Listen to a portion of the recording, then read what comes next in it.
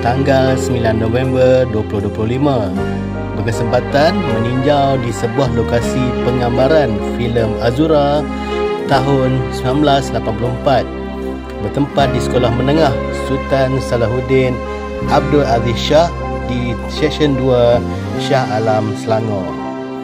Filem ini dibintangi oleh Jamal Abdillah yang memegang watak sebagai Zack dan Fauzi Ahmad Daud sebagai Azura.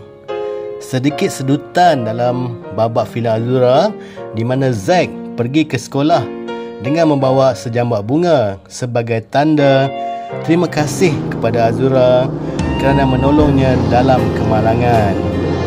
Di sinilah bermulanya babak-babak perkenalan Zack sambil memikat hati Azura. Perkenalan kemudiannya menjadi sepasang kekasih.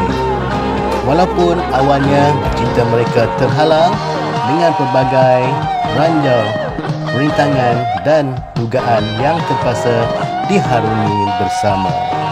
Filem Azura memang terbaik pada tahun 1984.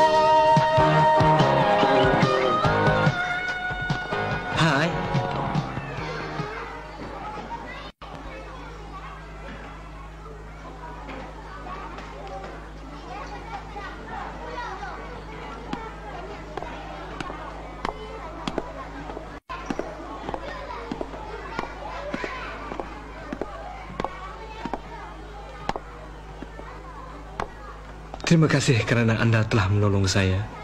Terimalah ini sejambak bunga.